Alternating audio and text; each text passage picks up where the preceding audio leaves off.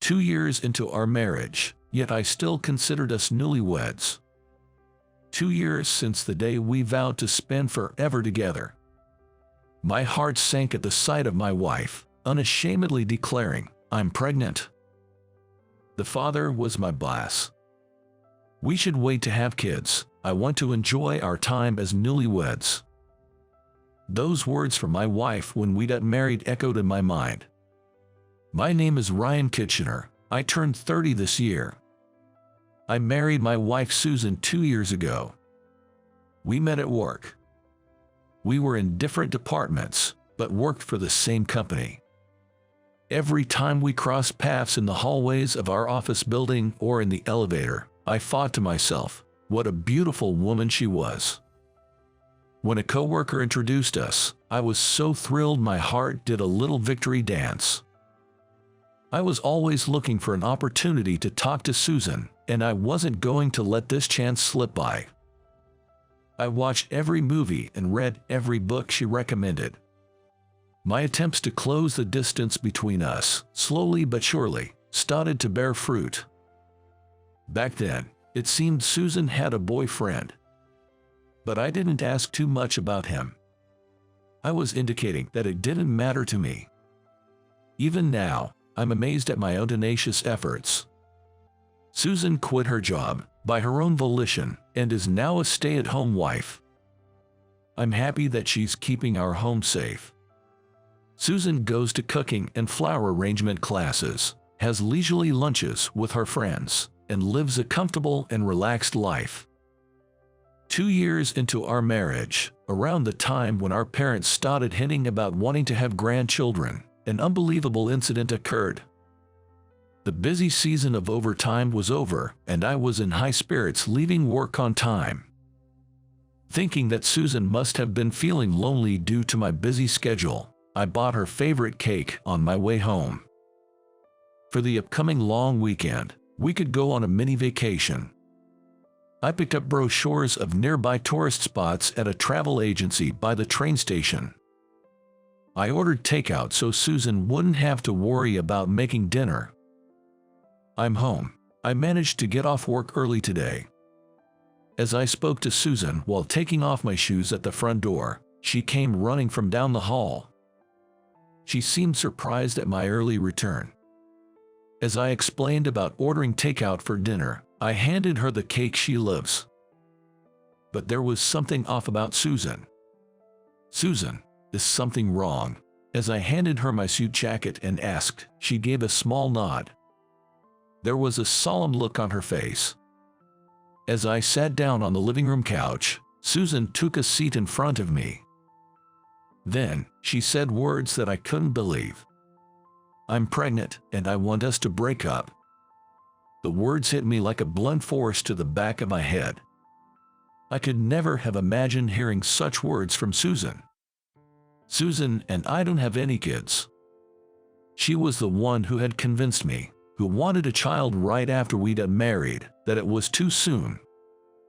Respecting her wish to enjoy our newlywed life a little longer, I had promised to wait for her sake. We were careful these past 2 years. So, what's this new life in her belly? I want a divorce. It's for the child. I never wanted to hear the phrase "for the child" from Susan's mouth in such a situation.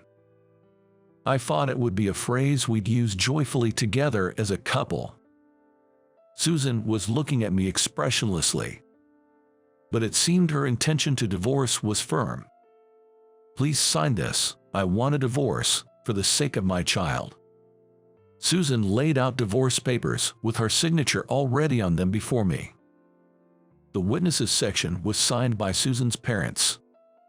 She had already consulted her parents. I want to know who the father is. But I couldn't afford to lose my cool here. I have my pride, too. "So, you're serious?" In response to my question, Susan gave a firm nod. After that, I only remembered concentrating hard not to let the pen shake in my hand. She carefully folded the signed divorce papers, and it seemed she had already packed her things. A large suitcase in hand, she headed for the door, and I had no words for Susan, who was about to leave. Susan didn't look back at me again. Her feelings for me were gone. It was clear from her expression. She disappeared into the twilight, pulling her suitcase behind her. All I could do was gaze at Susan's retreating figure. That night, I drank alone until I fell asleep. Because I had passed out drunk in the living room, it seemed I had caught a cold. I was hit by a headache and chills, which are different from a hangover. I called my workplace. I told them I would be taking a sick day due to poor health. Reflecting on last night, I wondered if it was all a dream. But there were the liquor bottle and that pen on the living room table. It wasn't a dream. Susan really did betray me and left. When reality hit again, my chest throbbed with pain. And I realized the saying, "The cuter they are, the harder they fall," is really true. I can't believe how much I hate Susan, who I loved so much. I have to find the other man. I spent a day rummaging through the belongings Susan left behind with that thought in mind. The ring and bracelet I gave her when we were dating were still in the jewelry case. I found the wedding ring in the trash can. What was Susan thinking when she threw the ring into the trash can? Just imagining that made me feel dizzy. I spent all day looking for clues about the other man, but in the end, I only succeeded in raising my fever. Despite all this, I kept rummaging through her belongings incessantly, feeling as if I'd fall apart if I didn't stay busy. But because I was in such a state, my health didn't fully recover in a day. In the end, I ended up taking a week off from work. Somehow, when I managed to get myself back to work, my coworkers knew about my divorce. Even though I hadn't told HR yet. "How are you feeling, Ryan? You're such a softie, getting sick just because of a divorce." My direct boss, Tom Gary, strolled up to me with a smirk. Gary was always the type to nitpick and make life difficult for me. His overly pretentious demeanor, along with his sleazy behavior, were always off-putting. As I begrudgingly endured his company, I suddenly realized he mentioned the divorce. Then, it hit me. Before she got married to me, Susan and Gary used to work in the same department. "Oh, didn't Susan tell you about the divorce, or was your tiny little pride too precious for that?" He sneered, and the pieces fell into place. "Are you the father of Susan's unborn child?" I asked in a low, grating voice. Gary, in a jesting tone, confirmed, "That's right." He was completely mocking me. For a moment, I didn't realize what I had done. When I came to, Gary was sprawled across the room, a toppled chair and scattered desk items around him. I felt a dull pain in my clenched fist. The ensuing chaos was like something out of a festival. Some people were helping Gary up, others were trying to restrain me. Gary, despite being hit, was laughing. He was laughing at the future trouble I had just invited. He had baited me into it. Gary is the grandson of the founder of our company. I had just punched a future company executive. Of course, I was suspended. And then, inevitably, I was fired. I became an unemployed man, dumped by his wife. My life after that was a wreck. I knew I needed to look for a job to survive. But my actions couldn't catch up with my thoughts. I started drinking during the day, and as night fell, I would start drinking all over again. I suppose this is what they call self-destructive. I had no motivation to do anything. My only consolation was that I had savings. I wanted to thank the old me for being diligent in saving money. While living such days, after about a month, a surprising visitor arrived. At first, I pretended I wasn't home. But 30 minutes later, the doorbell rang again. Once again, I pretended not to be home. The doorbell rang again an hour later. Annoyed, I wondered who on earth could be bothering me. As I reluctantly opened the front door, I found an unfamiliar woman standing there. She stood tall, gazing at me with a piercing stare. I felt like I was being judged, and I quickly averted my eyes. May I ask your name?" I asked. The woman staring at me had a dignified appearance and a face that suggested a strong will. Suddenly, I felt embarrassed about the alcohol on my breath. I hadn't even bothered to shave. "Are you the ex-husband of that woman?" she asked abruptly, nearly stopping my heart. She didn't beat around the bush. She was Gary's wife. And that woman she mentioned must have been Susan. Well, I stuttered, at a loss for words. The woman deeply bowed her head. She introduced herself as Lillian Gary. Just as I'd imagined, she was Gary's wife. The neighborhood ladies passed by, shooting me curious glances. I always found these gossip-loving folks a bit hard to deal with. "Please, come inside." I hastily invited Lillian in, trying to avoid the gossip that would inevitably spread otherwise. "Thank you," she replied, and walked into the house without hesitation. Of course, I hadn't done any cleaning at all. As I led her into the chaotic living room, she began to silently gather the trash scattered around. "I can clean that up myself," I tried to insist, but she cut me off. "We can't have a serious conversation in this mess, can we? If you're not going to help, please sit down." She snapped, so I sat up straight. I sat down on the couch and watched in stunned silence as she went about tidying up. "Why don't you go wash your face?" she suggested. I got startled by her words, and I dashed off to the bathroom. I washed my face quickly. I was shocked at the sight of myself in the mirror, as I looked like a stranger. I washed my face and shaved. I washed and combed my hair. For the first time in a long time, I felt a little bit more like a human. When I returned to the living room, the cleaning was already finished. The trash had been bagged up and set out in the hallway. "I used your kitchen," Lillian said as she offered me a cup of tea. She seemed quite reliable for Gary's wife. "Thank you, I feel like a human again." I was surprised by how naturally my gratitude spilled out. Lillian gave me a faint smile in response to my words. But in the next moment, her smile disappeared. "My husband asked me for a divorce. He said it's because he has a child now." She cut straight to the chase. It seemed she disliked beating around the bush. "I was told the same thing by my wife. I'm already divorced." When I told her it was none of my business anymore, she let out a deep sigh. It seemed that the affairs of her husband, Gary, weren't a new occurrence. Apparently, he had resolved a previous scandal with money, and it was also with Susan. Susan took the payoff, and she immediately married me. She told me she had married as proof of ending her relationship with Gary. He had attempted to resolve it with money this time as well, but Susan wasn't budging. From Lillian's tone, I could tell she still loved Gary. She wanted to somehow get rid of Susan. "So, I get what you want to say, but you want to mend things with Gary and not get her divorce.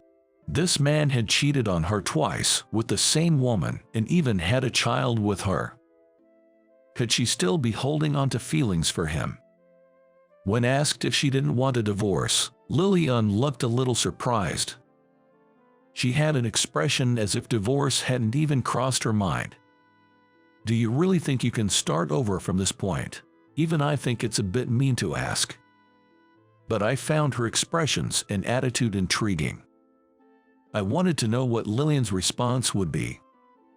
With a small smile, she simply said, "We're married, after all." I don't know why, but I felt defeated. In the end, I asked Lillian to leave that day, agreeing to discuss it again another time. The day after Lillian's visit, Gary came over. It seemed he had heard from Lillian about her meeting with me yesterday. As a former boss, I decided to invite him into the living room. Gary looked around the living room and then laughed. "Find something funny. This, Lillian cleaned up, didn't she?" Gary said this with amusement in his voice. I hadn't noticed, but it seemed that Lillian's style was reflected in how she tidied up. Feeling the vibe of understanding between them irritated me.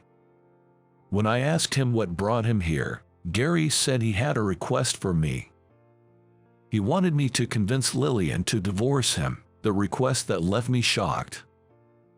According to Gary, Lillian can't have children. He loves children and needs an heir. The fact that Susan is pregnant was a golden opportunity. He offered me a reward for convincing Lillian to agree to a divorce and placed a thick envelope in front of me. The sight of him trying to solve everything with money made me sick. I want kids, and that's something Lillian can't give me. At these words, I lost my patience. I grabbed him by the collar, but Gary was still laughing. He probably thought he wouldn't get punched twice. Just as I was about to swing my fist, a soft hand gently grasped my raised fist. "Is my husband worth punching?" Lillian said she had followed Gary. "You left the front door wide open. That's careless." As she scolded me, I involuntarily lowered my fist, and I muttered okay. My grip on Gary's collar loosens, momentum extinguished. "So you want a child, huh?" Lillian murmurs as she looked at Gary. As he nods, she pulls out some documents from her bag. They were divorce papers. "Are you satisfied now?" Lillian smiled as she offered the papers to Gary. Her smile was stunningly beautiful, almost eerie. It looked as if it could forgive anything and everything, yet at the same time, it was as if it could send someone straight to hell. As Gary takes the divorce papers, his fingers lightly trace over the back of her hand. It felt like I've seen something I shouldn't have, and I quickly averted my eyes. "Thank you." Gary leaves these words behind, swiftly striding towards the front door. "We're enemies now, aren't we, Gary? Better be ready." Gary waved without turning around to her words. It seemed that he had accepted her declaration of war. Once Gary was out of sight, Lillian turned back to me. "Shall we lick our wounds together? But first, let's have our revenge." We both separately demanded compensation from Gary and Susan. They're well off. No matter how much we demand, they're likely to pay. I asked my lawyer to proceed with all matters simultaneously, because I wanted them to suffer, even if just a little. This would be just a bit of payback, child's play, really. After demanding the compensation, Susan finally came crying. It seems Gary will pay his own part, but he won't pay Susan's portion. They're not married yet, so it's only natural, but it seems there's more to it. At a meeting between the four of us, Gary started saying that I was also to blame for Susan's affair. He claimed it was a result of making her feel lonely due to my constant work. "You sure have a knack for blowing smoke, don't you? It won't work on me." What Lillian pulled out was a report on Gary's personal investigation. The investigation had apparently been requested by Gary's parents. Susan and Gary had been involved before my marriage to her, and at one point, Susan had accepted a settlement to sever ties. However, behind the scenes, the relationship continued. Apparently, my marriage to her was suggested by Gary as a camouflage. I love my work and I'm a bit insensitive. For them, having an insensitive husband was very convenient. Moreover, since I was working with Gary, they could always keep an eye on me. The report Gary's parents had put together by spending a considerable amount of money was unbelievably detailed. Lillian reads through the contents in a steady voice. The color drains from Gary and Susan's faces. The first to break was Susan. She starts to scream amidst her tears. Stop it now. It's not good for the baby if you stress yourself out so much. At our reprimand, Susan flinched. Being stared down by Lillian's icy eyes, Susan fainted on the spot. Gary, panicking, cradled Susan in his arms, to which Lillian smiled. Already surrendering. That's a shame. I believe Lillian truly loved Gary. Love and hate are two sides of the same coin. The deeper the love, the deeper the hate. It seemed Gary understood that too. In the end, I had no role in the discussion, and the meeting ended with Lillian dominating the conversation. At the end, Lillian laughed at me, saying, "That's it." Afterwards, the reason for my divorce became well known at work. I was the one who had leaked it to my coworkers. The company wanted to cover it up, but it was too late. In the end, Gary was sidelined at work and had no place in his family. After remarrying, Susan is struggling with in-law issues. It seems that Gary's parents, who liked Lillian, are harshly treating Susan, who took Lillian's place after driving her out. I think it serves her right. When everything about the alimony and other issues had been settled, I invited Lillian for a coffee. She told me about her current situation, working at a friend's company while living alone. I can't have children, so I need to be self-sufficient. I don't feel the same fear I did back then when I see Lillian speaking with such a sincere expression. Your reason for being independent seems a bit off. I disagreed with Lillian. She looked at me, surprised. It was the first time I had strongly insisted on something. I noticed she was still wearing her wedding ring. It was proof she hadn't forgotten Gary. Summoning my courage, I decided to give her the words I had been practicing since last night. I don't mind that. She looked at me with a puzzled expression. I took a deep breath. Then I asked her to wait until I found a job, as I was applying to be Lillian's boyfriend. Lillian and I will definitely work out. We understand each other's pain. I will never hurt you. From my expression, she seemed to understand that I wasn't joking. She looked down once and then chuckled. I'm quite a handful, you know. I am well aware of that, I replied. I gently traced the back of her hand with my finger. It seemed like she was recalling something as she squinted her eyes. She gently brushed off my finger and then took off her ring. I felt it was her way of breaking away from her past. Then, she lightly touched my hand. Her delicate fingers traced the back of my hand. It felt like her love was flowing into me from her fingertips. I'll make you happy, so please wait. Lillian laughs as if she's bursting with joy. I swore in my heart to always protect that smile.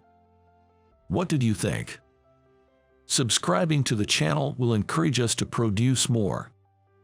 See you in the next video.